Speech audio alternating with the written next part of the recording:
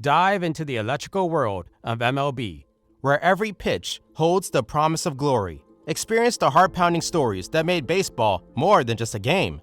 Join us on a journey through the most captivating moments in MLB history, where the diamond becomes a stage for unforgettable emotions. At the top of our list, we have September 26, 2013, a day forever etched in the hearts of every Yankees fan. It was a totally different feeling, something I never felt before. You know what I mean? I don't know how I got those two guys out. You know, it was amazing. I was trying to stop. I don't know what I was trying to do. Mariano Rivera, the legendary closer, was taking his final bow at Yankee Stadium. And let me tell you, it was an emotional roller coaster as he walked off that hollowed field for the very last time. The entire stadium erupted in a heartfelt ovation.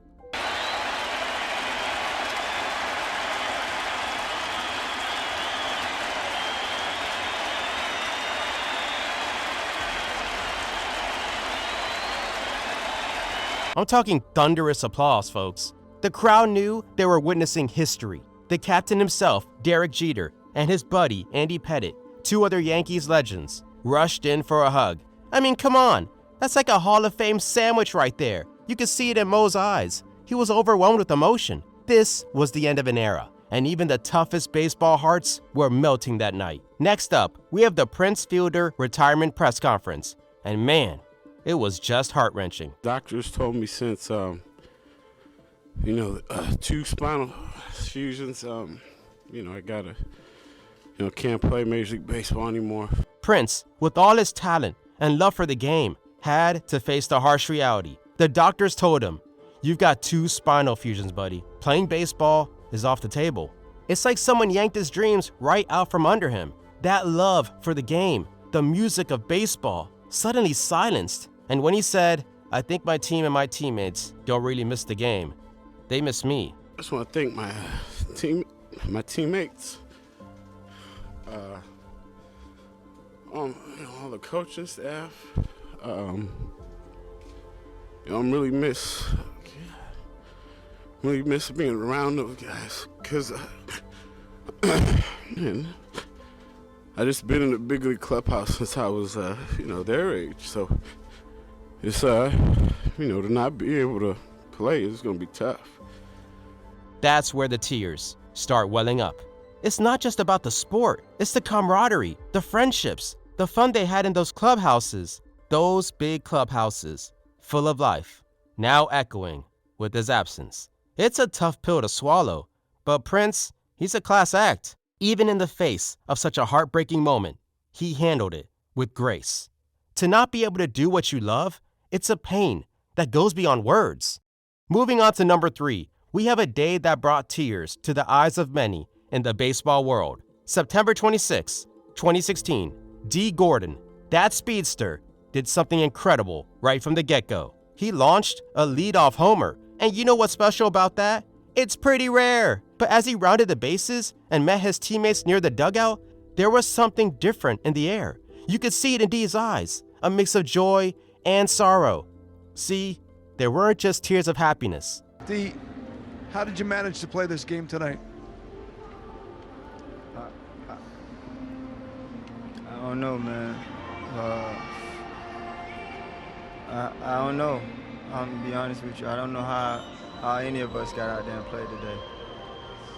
There were also tears for their beloved teammate, Jose Fernandez, who had tragically passed away. Tonight at 11, his death shocked South Florida. Now tonight, a report released that offers startling new information about the crash that killed Jose Fernandez. Dee Gordon's homer was like a tribute to his friend Joey. It was one of those moments where sports transcends the game itself, and you feel the weight of emotions. Baseball has this unique way of reminding us that life is full of highs and lows, and on that day, it was both.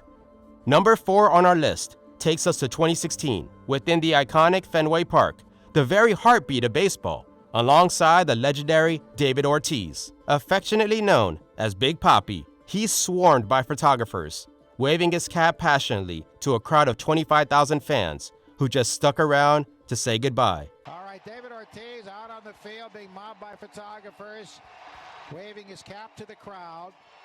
He's around the first base line now. And there are maybe 30 camera people out there with him. But it gets even more powerful. David steps onto the pitching rubber. No microphone, just his heart. He looks out at the stadium, tears in his eyes, and waves to the fans, the bleachers, and the spots where he made history. It's bittersweet because he's somber and disappointed after the Red Sox lost. But this isn't just the end of a game. It's the end of an era. He walks off the field, media surrounding him, and we know no one will wear that number 34 again. Fenway Park will always remember Big Papi.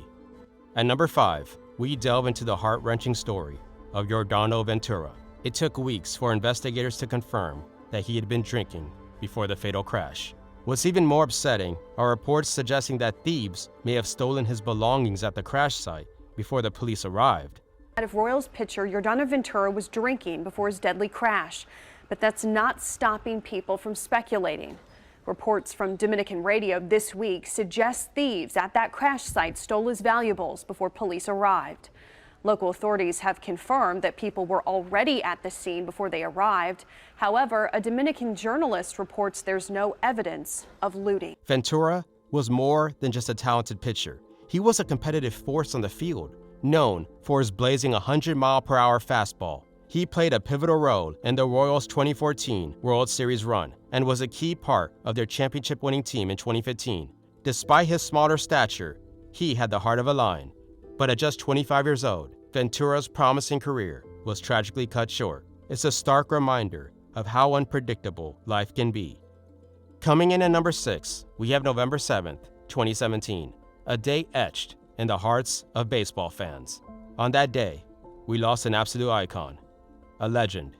What started as a holiday for him turned into a tragic plane ride near the Gulf of Mexico. There's only one body involved, and it's sad to say it's a friend of ours. It's Roy Halladay. Many know Roy as a Cy Young winner, future Hall of Famer, one of the best pitchers to ever pitch in the game of baseball. Roy Halladay, a 2-time Cy Young winner and 8-time All-Star, was just 40 years young when the unthinkable happened. Blunt force trauma and drowning were the official causes of his death. But the real tragedy lay in the prescription drugs found in his system. Before taking that fateful flight, Halladay had filled himself with a dangerous cocktail of prescription drugs. The amphetamines in his system were 10 times the recommended level. He had also taken an antidepressant, a sleep aid, a muscle relaxant, and morphine shortly before the flight. Whether it was intentional or a lapse in judgment, the result was the same. Baseball lost one of its greatest pitchers. Now at number 7, we have a story that's both heartwarming and tragically cinematic in its unfolding. It was July 2019, and the Angels were at a hotel room, gearing up to play the Rangers. Then came the devastating news that their starting pitcher, Tyler Skaggs, has been found unresponsive in his hotel room. Breaking news, the mysterious death of a Major League Baseball player. Angels pitcher Tyler Skaggs found dead in his hotel room in Texas. He just pitched a game on Saturday. He was only 27 years old. After a few days to come to terms with the shock, the beauty of baseball shone through. In a poignant return to the field, all of Tyler's teammates walked out wearing his number 45. The Angels also unveiled a mural of Skaggs in right center field. And then came the moment that left everyone with tears in their eyes. Tyler's mom, Debbie, stepped up to throw the first pitch, and it was a perfect strike, a sign of what was to unfold. In a remarkable turn of events, the team honored Tyler with a combined no-hitter, only the 11th in Angels history, a fitting tribute to a player who wore the same number in high school. But they weren't done. In a touching finale, the team removed their jerseys and laid them on the mound, which bore the number 45. It was a gesture of love and respect for their late teammate and friend, a moment that transcended the game of baseball. For number 8 on our list, we're transported to a moment that tugs at the heartstrings of every baseball fan. Ramon Ortiz, the seasoned pitcher, took the mound against the San Diego Padres. It was a regular day on the field until that one pitch in the bottom of the 3rd inning. Something strange and unsettling happened. Ramon felt it immediately, a sensation he couldn't ignore.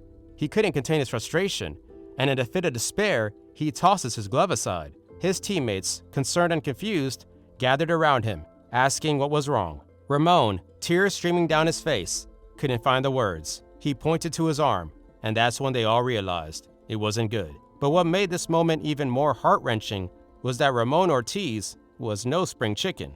At 40 years old, his retirement was looming on the horizon, and with that one pitch, he knew it was all over. The weight of that realization that this was his very last pitch in MLB overwhelmed him. Frustration, disappointment, and the cruel twist of fate. It all hit him like a ton of bricks in that moment, on that pitcher's mound. Ramon Ortiz's career came to an end in the most painful and unexpected way. And now at number 9, we encountered the somber story of Nick Adenhart, a rising star who held the promise of a bright future. He was a pitcher for the Los Angeles Angels, a young athlete widely respected by all who knew him. Little did anyone know that April 8th, 2009 would be the last time he'd step onto the mound. It started out like any other regular night of baseball, with no hints at the tragedy that was about to unfold. Nick had just finished pitching a game against the A's, probably feeling pretty good about how he performed. But after the game, around 12:30 a.m., fate dealt a cruel blow. Nick was in the passenger seat, likely still savoring the game he just played, when an unthinkable tragedy struck.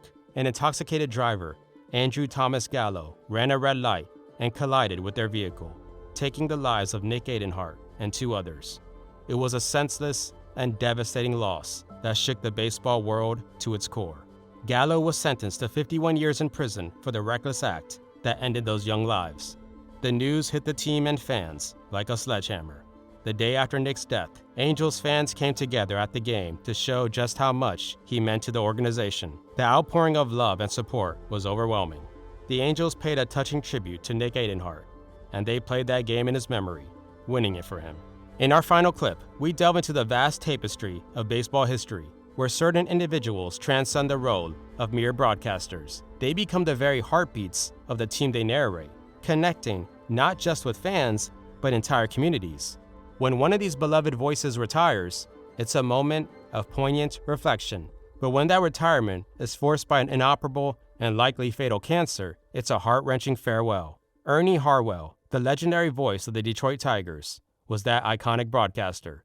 He had been calling games for the Tigers since 1960, and his love for baseball stretched back to 1943. At 91 years old, Ernie received a devastating diagnosis. He had an inoperable and terminal cancer. On the night he spoke in the video above, it wasn't just a retirement announcement, it was a heartbreaking farewell. Tigers fans, Michigan sports fans really getting some difficult news today. A baseball icon, a voice nearly every baseball fan in this state knows well, Ernie Harwell, announcing that he has incurable cancer. The final chapter of Ernie Harwell's remarkable career was marked not by a celebratory send-off, but by the weight of impending loss. He touched the lives of countless fans. And when he passed away on May 4th, 2010, baseball lost not just a voice, but a cherished. Down in front. Take me out to the ball game in the Star-Spangled Banner. Baseball is a man named Campanella telling the nation's business leaders, you have to be a man to be a big leaguer, but you have to have a little boy in you too. This is a game for America, this baseball, a game for boys and for men. In the realm of Major League Baseball, we've experienced heart-trending moments that go beyond the game itself. If these stories touched your heart, please like, subscribe, and share. Together, let's keep celebrating the unwavering spirit that defines the most unforgettable MLB moments.